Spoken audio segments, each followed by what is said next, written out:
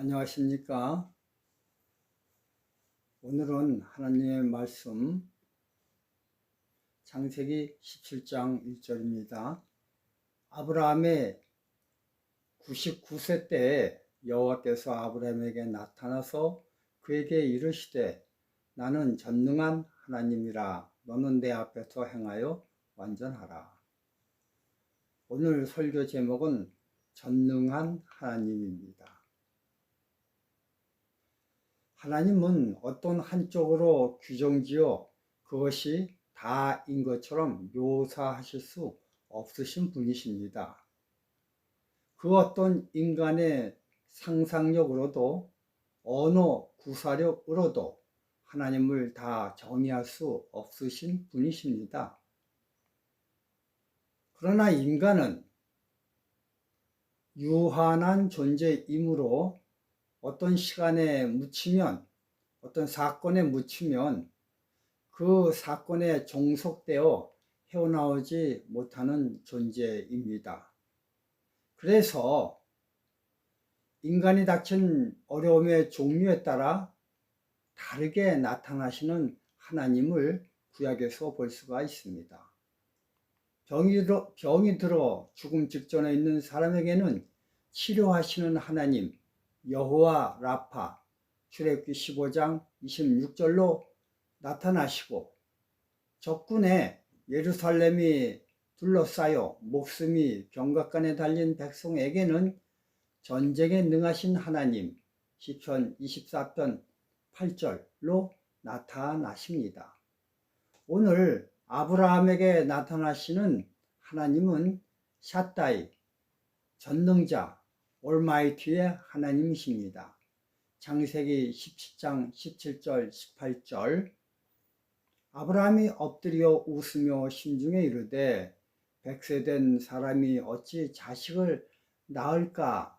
사라는 90세니 어찌 생산하리요 하고 아브라함이 이에 하나님께 고하되 이스마엘이나 하나님 앞에 살기를 원하나이다.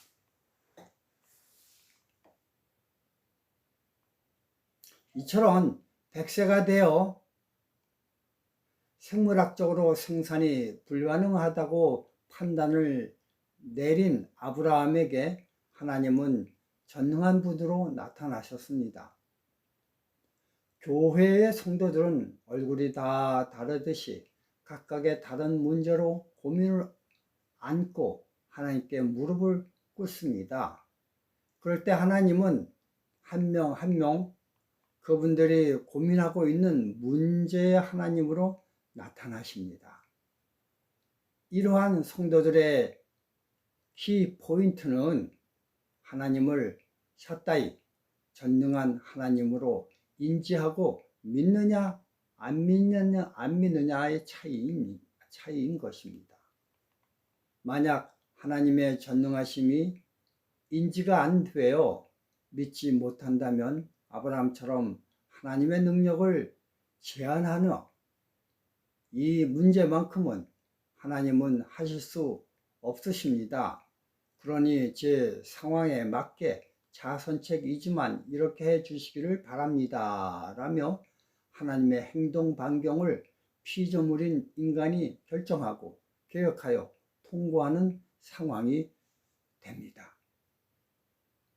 이렇게 되면 졸지에 나는 주인이 되고 하나님은 종이 되어 종인 하나님이 주인인 나의 계획에 순종하여 행동하게 되는 상황이 됩니다.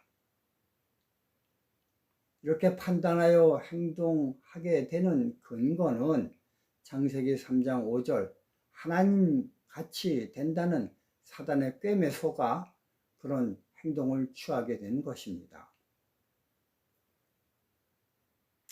우리는 하나님을 배반하고 하나님 자리를 꿰어차는 불충성을 아담 하와만 하는 것으로 알고 있지만 사실 그렇지 않습니다. 오히려 내가 더 아담 하와보다 불충하게 하나님을 끌어내리고 내가 하나님 자리에 앉아 하나님 역할을 하고 있습니다. 선악간의 대쟁투에서는 중간은 없습니다. 사단과 한편이 되어 하나님 역할을 내가 대신 하느냐, 아니면 전능하신 하나님을 인정하고 그 명령에 순종하느냐의 둘 중에 하나를 선택하게 됩니다. 예수님께서는 마태복음 6장 26절에 공중에 나는 새를 보라고 하셨습니다. 둥지에 있는 새를 보라고 하시지 아니하시고 먹이를 찾아 다니는 공중에 나는 새를 보라고 하셨습니다.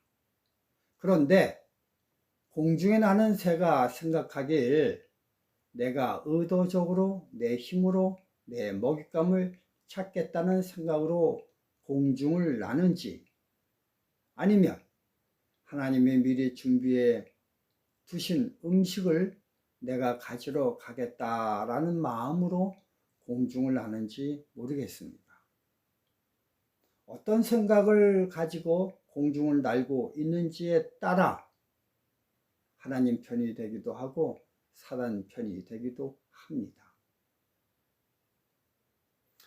하나님이 이스라엘 백성에게 40년 동안 광야에서 살 동안 만나를 내리게 해 주셨습니다.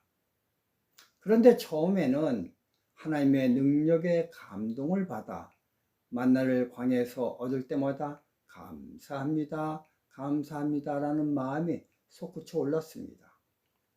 그러나 이러한 일이 매일매일 반복되어 1년, 2년, 3년 계속되다 보니 처음 가졌던 마음인 하나님이 은혜로 주시는 만나에 대한 감사는 사라지고 매일매일 집에서 먼 광야까지 걸어와 만나를 수고하는 힘듦이 더 도드라지게 되었습니다. 그래서 마치 내가 힘들어 만들어 놓은 것처럼 만나를 수고해 온 아버지가 가족에게 위세를 떠는 것이었습니다. 고린도 전서 3장 6절에 나는 심었고 아볼로는 물을 주었으되 오직 하나님은 자라나게 하셨나니 라는 말씀이 계십니다. 제가 시골로 와서 조그만 농사를 짓다 보니 내 생각의 착각을 보게 됩니다. 고추 농사를 짓기 위해 심고 물 주고 하는 힘든 노동력에 지쳐 하나님이 자라게 해주신다는 사실을 잊어버린다는 것입니다. 그래서 내가 고추를 처음부터 끝까지 마치 혼자 다 한 것처럼 착각하는 생각을 가지고 있음을 봅니다. 내가 아무리 물 주고 약 치고 줄을 치고 처음 나는 곁가지들을 잘라 주어도 그 모든 행위들은 자라나는 것을 도와주는 역할이지 진짜 고추가 열매 맺어 빨갛게 되게 하는 자라남은 하나님의 역할입니다. 절대 심고 물 주는 일이 자라나게 하는 일보다 더 중요성에 있어서 앞서지 못합니다. 그런데 인간들은 말하길 올해 내가 농사를 잘 지어 고추 농사를 풍년들게 하였다 라며 자기 과시를 하고 있습니다. 자기는 거들었을 뿐이지 절대 주동적으로 자라나게 한 것은 하나님이지 농부가 아닙니다. 마태복음 6장 34절 너희는 먼저 그의 나라와 그의 의를 구하라. 그리하면 이 모든 것을 너희에게 더하시리라. 이 성경절에서 대단히 중요한 것은 먼저입니다. 그 다음이 그의 나라와 그의 의를 구하는 것입니다. 수없이 많은 그리스도인들이 먼저 자기 일을 하고 그 다음 차순으로 하나님 일을 합니다. 이처럼 순서가 바뀌면 졸지에 우리는 사단 편에서 일을 하는 사람이 되고 맙니다. 즉 심고 물 주는 일이 자라나는 일보다 더 중요하게 생각하게 되는 것이 됩니다. 다시 말해 내가 주인이 되고 하나님이 종이 되어 내가 시키는 일을 하나님이 하시게 되는 게 됩니다. 그러므로 이 세상에서 선악간의 싸움은 엄청나게 대단한 것이 아니라 단지 무엇을 먼저 생각하냐의 우선순위 싸움입니다. 우선순위로 무엇을 먼저 생각하느냐에 따라 하나님 백성이 되기도 하고 사단의 쫄자가 되기도 합니다. 이처럼 모든 일에 있어서 하나님을 우선순위에 두고 일을 한다는 의미는 하나님을 샤다이 전능자의 하나님으로 인정한다는 의미가 됩니다. 이런 조그만 차이가 나로 하여금 하나님 백성이 되느냐 아니면 사단 백성이 되게 하느냐에 분리시키고 있습니다. 어쩌면요, 구원은 먼저라는 매우 작은 한 발자국부터 시작을 합니다. 오늘 성도 여러분들, 먼저 하나님께 영광 돌리는 이 일이 되는 하루가 되시길 되며 말씀을 마치겠습니다. 감사합니다.